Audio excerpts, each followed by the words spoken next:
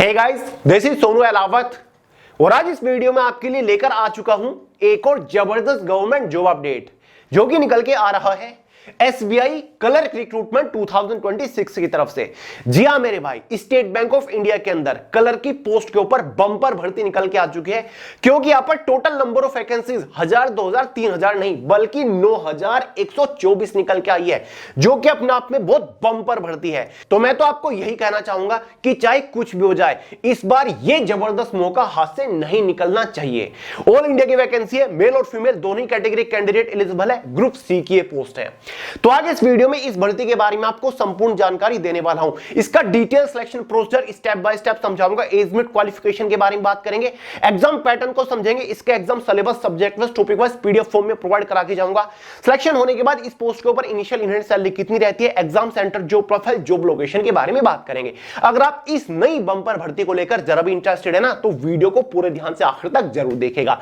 तो चलिए मेरे भाई, बिना टाइम वेस्ट किए फटाफट वीडियो को शुरू करते हैं। बट उससे पहले आपको एक छोटी सी जानकारी दे दूं मेरे भाई, अगर आप किसी भी कॉम्पिटिटिव एग्जाम की तैयारी कर रहे हो और कंप्लीट जनरल अवेयरनेस का कॉन्सेप्ट डिटेल के साथ क्लियर करना चाहते हो, आप नहीं चाहते किसी भी एग्जाम में जीएस का एक भी क्वेश्चन मिस करके आना, तो मेरे भाई आज ही जीएस फाउंडेशन बैच को ज्वाइन कर लो। लिंक मैंने हमारी मोबाइल एप्लीकेशन का डिस्क्रिप्शन बॉक्स में दे दिया है, फोन के अंदर डाउनलोड करो और बैच को तुरंत ज्वाइन कर लो, क्योंकि यहां पर हम history, geography, polity, constitution, economic, general science, static GK बिल्कुल डिटेल से स्टेप बाय स्टेप कवर करते चल रहे हैं।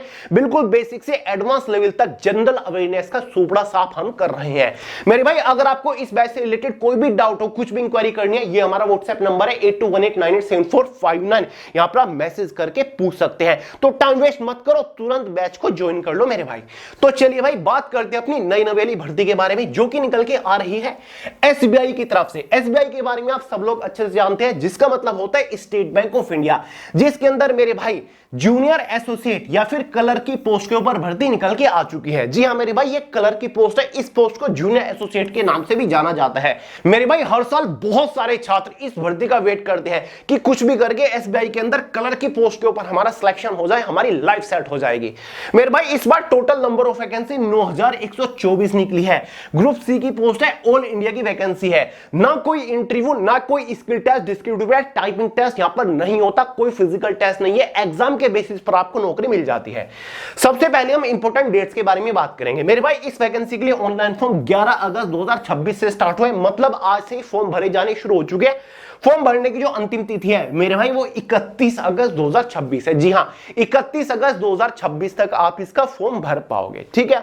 अब ये जो टोटल नंबर ऑफ वैकेंसी निकली है ना 9124, मेरे भाई ये total number of vacancy circle wise और स्टेट वाइज निकली है, जैसे कि आपको स्क्रीन के ऊपर नजर आ रहा होगा। ये हमारे सभी के सभी सर्किल है, ये स्टेट्स हैं। देख लो गुजरात स्टेट के अंदर टोटल कितनी वैकेंसीज है, या फिर मध्य प्रदेश, छत्तीसगढ़, चंडीगढ़, दिल्ली, ठीक है। तो जिस भी स्टेट से आप चाहो उस स्टेट से फॉर्म अप्लाई कर सकते हो। ध्यान रहे, जिस भी स्टेट से फॉर्म डालोगे उसी स्टेट में आपकी जॉब लोकेशन, पोस्टिंग लोकेशन भी रहती है, ठीक है। तो ये एक प्लस पॉइंट है इस भर्ती का। अब सबसे पहले बात कर लेते हैं एलिजिबिलिटी क्राइटेरिया के बारे में कि इस बार एज लिमिट, एजुकेशन क्वालिफिकेशन का मिनिमम क्राइटेरिया क्या है। मेरे भाई इस जॉब के लिए जो मिनिमम एज लिमिट है वो 20 साल होती है, मैक्सिमम 28 साल होती है जनरल वालों के लिए। ओबीसी, एसटी, एससी वालों को एज में रिलैक्सेशन मिलता है, ओबीसी वालों को 3 साल का, एसटी, एससी वालों को 5 साल का। इस बार जो आपकी एज कैलकुलेट हो रही है वो एज ऑन 1 अप्रैल 2026 तक हो रही है।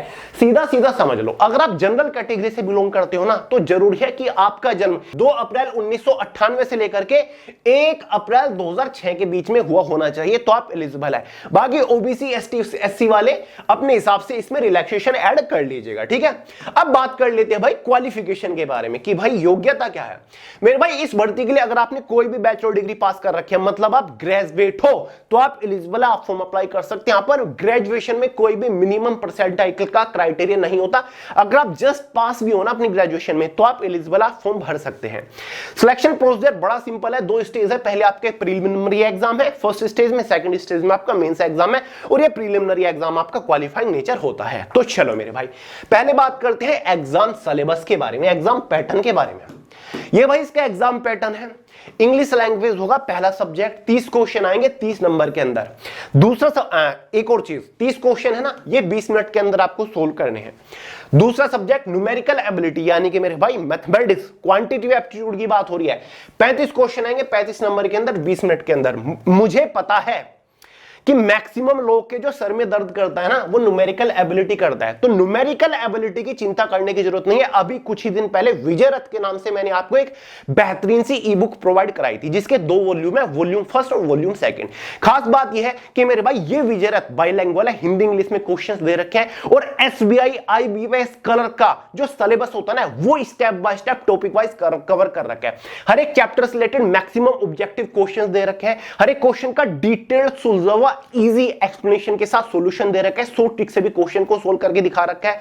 चैप्टर शुरू होने से पहले फॉर्मूले दे रखे हैं मेरे भाई, डेफिनेशंस दे रखी है, एग्जांपल्स दे रखे हैं जिनको आप देख के ही समझ जाओगे कि भाई किस तरीके से क्वेश्चन सोल्व होंगे। साथ ही chapter wise work practice exercise भी दे रखी है। ठीक है मेरे भाई, अगर आप इस विजय रथ को पढ़ लेते हो ना तो एग्जाम में क्वेश्चन बाहर नहीं बनेगा, डायरेक्टली छपेगा। और वॉल्यूम 2 है ना, ये एक प्रैक्टिस वर्कबुक है, इसमें चैप्टर वाइज ऑब्जेक्टिव क्वेश्चंस दे रखे हैं जो प्रीवियस ईयर एग्जाम में पूछे जा चुके हैं, तो ये आपको सोल्व करने हैं। अगर आप इन दोनों वॉल्यूम को सोल्व कर लेते हो ना अपने एग्जाम से, गारंटी देता हूं मेरे भाई, न्यूमेरिकल एप्टीट्यूड मैथ्स के अंदर आप झंडे गाड़ के आओगे, क्वेश्चन बाहर बनेगा नहीं। लिंक मैंने डिस्क्रिप्शन बॉक्स में दे दिया है, इस विजय रथ ई बुक को आप फोन के अंदर डाउनलोड करके भी पढ़ सकते हो। ठीक है, तो टेंशन खत्म न्यूमेरिकल एबिलिटी की, चिंता मत करिएगा मेरे भाई जब तक विजय रथ आपके पास है। रीजनिंग एबिलिटी के बारे में बात करें तो 35 क्वेश्चन आएंगे, 35 नंबर के अंदर 20 मिनट के टाइम के अंदर सोल्व करने हैं। 100 क्वेश्चन है एग्जाम में, 100 नंबर का पेपर है, 1 घंटा क्वेश्चन पेपर की टाइम ड्यूरेशन रहेगी। 60 मिनट के अंदर 100 क्वेश्चन सोल्व करनी है। नेगेटिव मार्किंग 1/4 है। एग्जाम आपका हिंदी और इंग्लिश लैंग्वेज में कंडक्ट कराया जाता है। खास बात यह कि ये जस्ट एक प्रीलिमिनरी एग्जाम है, आपको क्वालिफाई करके आगे बढ़ने के जो मार्क्स होंगे फाइनल मेरिट में ऐड नहीं होंगे, इस बात का ध्यान रखेगा। क्लियर है, समझ गए? अब मेरे भाई अगर आप इस एग्जाम को क्वालिफाई कर लेते हो, आपको बुलाया जाएगा मेंस एग्जाम के लिए। ठीक है, मेंस एग्जाम आपका कुछ इस तरीका रहेगा। इसमें आपको 4 सेक्शंस मिलेंगे। पहला सेक्शन आपका जनरल अवेयरनेस और फाइनेंशियल अवेयरनेस का होगा। 50 क्वेश्चन आएंगे 50 नंबर के अंदर 35 मिनट के अंदर। और जनरल अवेयरनेस की चिंता तब तक आपको नहीं करनी जब तक आपके पास जीएस बॉम है। लिंक मैंने डिस्क्रिप्शन बॉक्स में दे दिया। जनरल अवेयरनेस की सबसे सर्वश्रेष्ठ ई बुक है, फोन के अंदर डाउनलोड करके पढ़ सकते हो। सभी प्रीवियस ईयर क्वेश्चंस दे रखे हैं, पूरा जीएस बहुत ही सिंपल तरीके से कवर कर रखा है। सभी वो क्वेश्चंस है जो कि बहुत बार रिपीट हो चुके हैं। दूसरा जनरल इंग्लिश 40 क्वेश्चन 40 नंबर के अंदर 35 मिनट का टाइम। तीसरा क्वांटिटेटिव एप्टीट्यूड 50 क्वेश्चन 50 नंबर के अंदर 45 मिनट का टाइम। और मैंने आपको विजय रथ दे दिया, टेंशन मत लीजिएगा, फिर चाहे प्रीलिमिनर हो एग्जाम हो या फिर मेंस एग्जाम हो। चौथा सब्जेक्ट रीजनिंग एबिलिटी और कंप्यूटर एप्टीट्यूड का रहेगा। 50 क्वेश्चन 60 नंबर के अंदर 45 मिनट का टाइम। तो मेरे भाई इसके बेसिस पर एग्जाम में टोटल क्वेश्चंस कितने हो जाते हैं 190 और टोटल टाइम मार्किंग कितनी हो जाती है 200। मतलब 190 क्वेश्चन 200 नंबर के अंदर आएंगे और टोटल टाइम ड्यूरेशन पेपर की 2 घंटा 40 मिनट। वही 1/4 के एग्जाम में नेगेटिव मार्किंग रहेगी। कर लोगे इतना? अब बात करते हैं सिलेबस के बारे में। इसके एग्जाम का detailed syllabus subject wise topic wise PDF form में मैंने वे टू सक्सेस के टेलीग्राम चैनल के अंदर प्रोवाइड करा दिया, लिंक डिस्क्रिप्शन बॉक्स में। वहां से पूरे सिलेबस को फोन के अंदर डाउनलोड करके अच्छे से देख लो, समझ लो कि इस बार किस सब्जेक्ट के अंदर से कौन से टॉपिक के ऊपर मोस्टली फोकस करना है। लिंक मैंने डिस्क्रिप्शन बॉक्स में दे दिया है। क्लियर है मेरे भाई? तो आपका जो फाइनल सिलेक्शन होगा ना वो इसी मेंस एग्जाम के मार्क्स के बेसिस पर होगा। फाइनल जो मेरिट बनेगी वो इन्हीं 200 नंबर के बेसिस पर बनेगी। कोई थर्ड स्टेज इसमें नहीं है, कोई इंटरव्यू नहीं है, कोई टाइपिंग टेस्ट स्किल टेस्ट इसमें नहीं है। बट हां थर्ड स्टेज में इन्होंने एक सिरदर्दी दे रखी है और वो भी सभी स्टूडेंट्स के लिए नहीं है, कुछ स्टूडेंट्स के लिए। किन स्टूडेंट्स के लिए मेरे भाई? ये थर्ड स्टेज फेज थर्ड मतलब लोकल लैंग्वेज प्रोफिशिएंसी टेस्ट केवल उन स्टूडेंट्स के लिए है जो अदर स्टेट से फॉर्म डालेंगे। ठीक है, मान के चलिए आप बिलोंग करते हो उत्तर प्रदेश से, फॉर्म आप डाल रहे हो गुजरात से, तो आपको लैंग्वेज प्रोफिशिएंसी टेस्ट से होकर गुजरना पड़ेगा। ठीक है, लेकिन अगर मेरे भाई उस स्टेट की जो रीजनल लैंग्वेज है, लोकल लैंग्वेज है, मान के चलिए उत्तर प्रदेश की, बिहार की, उत्तराखंड की, हरियाणा की लोकल लैंग्वेज क्या है? हिंदी ही है। तो अगर आपने 10वीं 12वीं में हिंदी एज अ सब्जेक्ट पढ़ रखा है तो आपको लोकल लैंग्वेज टेस्ट से होकर नहीं गुजरना पड़ेगा, इसके नोटिफिकेशन में कह रखा है। ठीक है, तो मेरे भाई ध्यान रखिएगा, जिस भी स्टेट से आप फॉर्म डाल रहे हो ना उस स्टेट की लोकल लैंग्वेज रीजनल लैंग्वेज की समझ आपको होनी चाहिए। पंजाब से फॉर्म डाल रहे हो तो पंजाबी आपको आनी चाहिए, गुजरात से डाल रहे हो तो गुजराती की समझ आपको होनी चाहिए। ठीक है मेरे भाई, तो ये होता है लोकल लैंग्वेज टेस्ट। हालांकि क्वालिफाइंग नेचर होता है, बहुत टफ नहीं होता, ये देखा जाता है कि उस लोकल लैंग्वेज को आप बोल लेते हो, समझ लेते हो या फिर लिख लेते हो या फिर नहीं। ठीक है, बाकी अगर आप खुद के स्टेट से फॉर्म डाल रहे हो फिर तो टेंशन ही नहीं है, और हर एक स्टेट के अंदर अच्छी खासी वैकेंसी है तो खुद के स्टेट से फॉर्म डालो। पोस्टिंग लोकेशन जॉब लोकेशन भी खुद के स्टेट में रहेगी, होम स्टेट में जॉब लोकेशन मिलेगी। देखो भाई इसमें होगा क्या, ये मेरे भाई आपका मात्र कितने नंबर का होता है? 50 नंबर का। पहले आपका इसमें एक नॉन वर्बल टेस्ट होता है जिसमें ऑब्जेक्टिव क्वेश्चंस पूछे जाते हैं। 3 पैसेज आपके इसमें होंगे, ऑब्जेक्टिव क्वेश्चंस के आंसर देने हैं। 15 नंबर का ये होता है मेरे भाई। ठीक है, 15 क्वेश्चन होते हैं 15 नंबर के अंदर। ठीक है, बाकी एक इसमें सब्जेक्टिव पोर्शन होता है, ये भी आपका नॉन वर्बल ही है, समझ गए।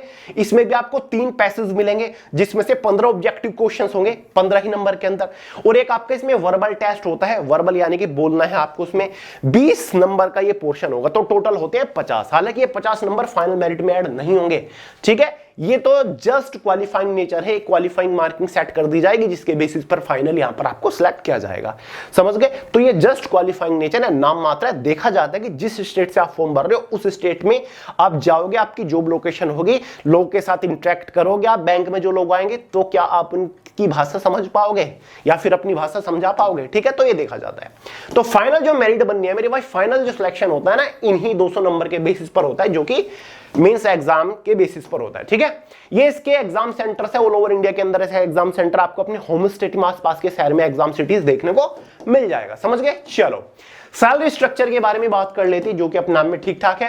ग्रुप सी की पोस्ट है, मल्टीपर्पज की पोस्ट भी इसको कहा जाता है। इस पोस्ट के ऊपर शुरुआती सैलरी 46 से 47,000 रुपए महीना रहती है। कितनी मेरे भाई? 46 से 47,000 रुपए महीना इस पोस्ट के ऊपर तनख्वाह मिल जाती है, बिना इंटरव्यू के, बिना फिजिकल टेस्ट के, बिना टाइपिंग के। इतनी अच्छी सैलरी मिलना अपने आप में बढ़िया बात है। जो प्रोफाइल सीधा सीधा आपको पता है, क्लर्क की पोस्ट है मेरे भाई। क्या है? क्लरिकल पोस्ट है, क्लर्क का ही काम आपको करना है और कोई तीसरा काम नहीं करना। तो ऑफिस सेक्शन की जॉब है, 9 to 5 की क्लरिकल जॉब आप कर रहे होंगे, कंप्यूटर बेस्ड, कंप्यूटर रिलेटेड काम करना है। जॉब लोकेशन जिस भी स्टेट से फॉर्म भरोगे मेरे भाई, उसी स्टेट के अंदर आपकी जॉब लोकेशन रहेगी। बाकी प्रमोशन आपको पता है 8 साल बाद आपका एएम असिस्टेंट मैनेजर की पोस्ट के ऊपर प्रमोशन हो जाता है, ठीक है। क्लियर है, समझ गए। हाँ, फॉर्म फीस रह गई शायद। फॉर्म फीस आपको पता होना चाहिए, जनरल, ओबीसी, ईडब्ल्यूएस वालों के लिए 750, एसटी एससी पीएच वालों के लिए यहां पर कोई फॉर्म फीस चार्ज नहीं करी जाती। तो मेरे भाई फिलहाल इस वैकेंसी के लिए फॉर्म भरे जा रहे हैं, जितना जल्दी हो सके फॉर्म भर दीजिए। जल्दी एग्जाम डेट भी एसबीआई जारी कर देगा। 11 अगस्त 2026 से फॉर्म भरे जाने शुरू हुए हैं, 31 अगस्त तक फॉर्म भरे जाएंगे। ऑनलाइन फॉर्म भरे जा रहे हैं। इस भर्ती के लिए फॉर्म भरने का लिंक भी डिस्क्रिप्शन बॉक्स में मैंने दे दिया है, समझ गए। बाकी इसका नोटिफिकेशन, सिलेबस, बाकी की जानकारी टेलीग्राम चैनल के अंदर मिल जाएगी। जल्द ही इस भर्ती के लिए, इस एग्जाम को क्रैक करने के लिए कुछ इंपोर्टेंट स्टडी मटेरियल आपको दूंगा, कुछ बेस्ट बुक्स के रिगार्डिंग या फिर स्ट्रेटजी वीडियो जरूर लेकर आऊंगा, आप वेट करिए। चलो मेरे भाई, आज के इस वीडियो में इतना ही था। वीडियो पसंद आए हो लाइक कर देना, दोस्तों के साथ शेयर करना, चैनल को सब्सक्राइब करना मत भूलिएगा। मिलते हैं अगली वीडियो में बहुत ही जल्द, तब तक के लिए जय हिंद।